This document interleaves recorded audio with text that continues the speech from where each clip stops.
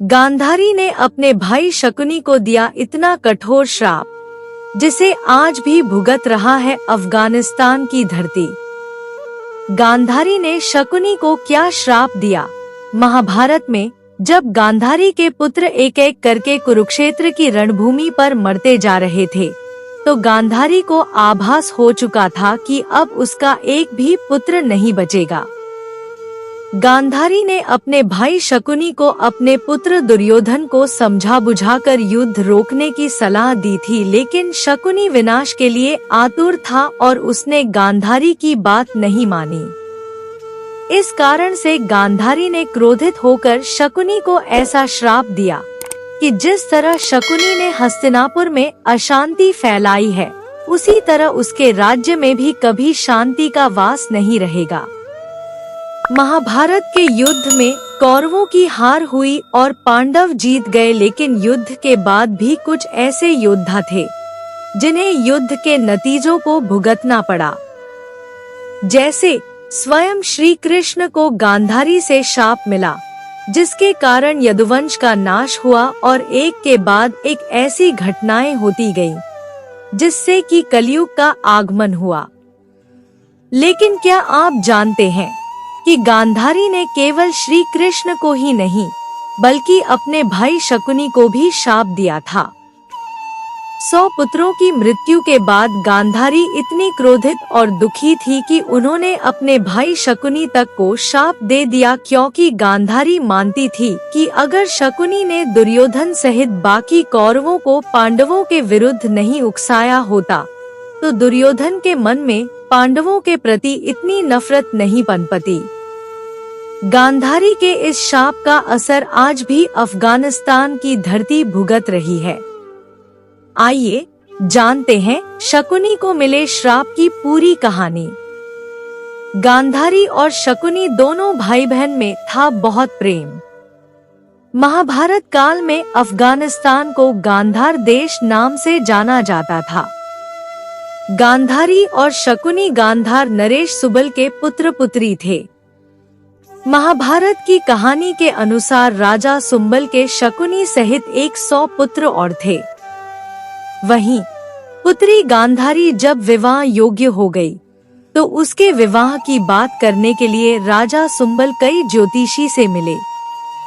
एक ज्योतिषी ने राजा सुंबल से ये कहा कि गांधारी की कुंडली में ऐसा योग बन रहा है जिससे वो विवाह के बाद विधवा हो जाएगी, इसलिए अपनी पुत्री का विवाह पहले एक बकरे से कर दीजिए।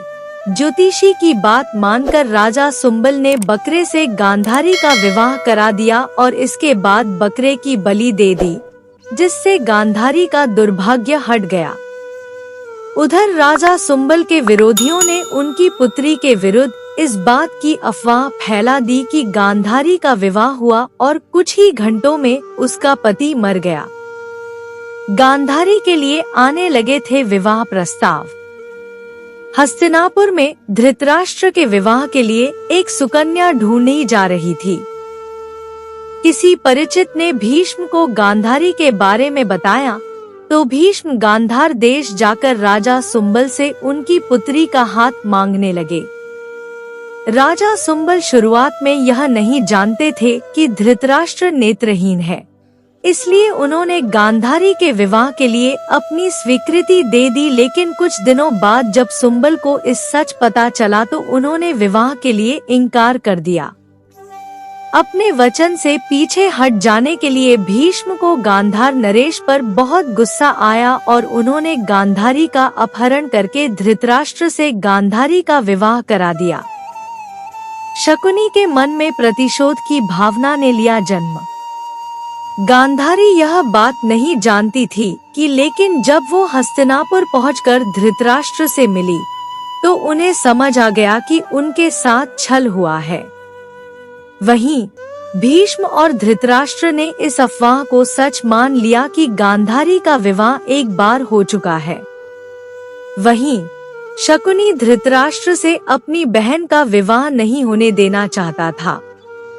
भीष्म और धृतराष्ट्र ने राजा सुंबल को सबक सिखाने के लिए उन्हें और उनके 100 पुत्रों को कारागार में डाल दिया।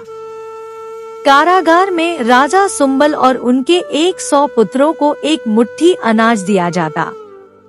एक मुट्ठी अनाज में 100 पुत्रों को केवल एक दाना ही मिल पाता था। ऐसे में सभी ने निश्चय किया कि वे अपना हिस्सा भी शकुनी को दे देंगे, जिससे कि शकुनी हस्तिनापुर के शासकों से बदला ले सके। अन्न न मिलने के कारण राजा सुंबल और उनके पुत्र धीरे धीरे मरते गए। अंत में शकुनी बच गया। शकुनी के मन में हस्तिनापुर के राज्य को बर्बाद करने की भावना ने जन्म ले लिया। शकुनी ने दुर्योधन को बनाया अपना मोहरा। चौसर का खेल खेलने में माहिर शकुनी ने दुर्योधन की रुचि चौसर के खेल में जगाई। शकुनी दुर्योधन के साथ घंटों चौसर का खेल खेलता रहता था। यह चौसर का खेल ही था जिसने महाभारत के युद्ध में महत्वपूर्ण भूमिका निभाई और चौसर का खेल हारकर पांडव अपना सब कुछ गंवा बैठे। शकुनी ने दुर्योधन को उकसाकर हर वो काम कराया जो उसके खुद के मन की इच्छा थी। दुर्योधन को अति स्नेह करके शकुनी ने जैसे उसे अपना सेवक ही बना लिया था। यही कारण था कि दुर्योधन शकुनी के कहे अनुसार चलता था और उसने अंत तक अपने पांडव भाइयों को राजकाज नहीं दिया, जिसके कारण महाभारत का युद्ध हुआ और युद्ध में दुर्योधन सहित सभी कौरव मारे गए। गांधारी ने श्री कृष्ण से पहले शकुनी को दिया था श्राप। कुरुक्षेत्र की भूमि पर जब गांधारी ने अपने 100 कौरवों को खो दिया था तो गांधारी बहुत ही क्रोधित और दुखी थी। गांधारी ने विलाप करते हुए श्री कृष्ण से कहा था कि वे चाहते तो युद्ध रोक सकते थे, लेकिन उन्होंने कौरव और पांडव को लड़कर मरने दिया। इसलिए गांधारी ने कृष्ण को श्राप दिया था कि जिस तरह गांधारी के कुल का नाश हुआ है, उसी तरह कृष्ण के यदुवंश का भी नाश हो जाएगा। गांधारी ने श्री कृष्ण को ही नहीं बल्कि इस श्राप से पहले अपने भाई शकुनी को भी श्राप दिया था। गांधारी का श्राप अफगानिस्तान की धरती झेल रही है। जब कुरुक्षेत्र की रणभूमि पर एक एक करके कौरव मरते जा रहे थे तो गांधारी को इस बात का आभास हो चुका था कि अब उसका कोई पुत्र नहीं बचेगा। गांधारी ने अपने भाई शकुनी से कहा था कि वे युद्ध रुकवा दे, जिससे कि और विनाश न हो पाए, लेकिन शकुनी ने गांधारी की बात नहीं मानी। इस कारण से गांधारी ने दुखी होकर शकुनी को श्राप दिया था कि जिस तरह शकुनी ने उसके गृह राज्य हस्तिनापुर में आकर द्वेष और क्लेश फैलाया है, उसी तरह गांधार नरेश शकुनी के गृह राज्य गांधार में भी कभी शांति नहीं रहेगी। वहाँ हमेशा गृह युद्ध चलता रहेगा। शकुनी की धरती पर कभी भी शांति और समृद्धि नहीं पनप सकेगी।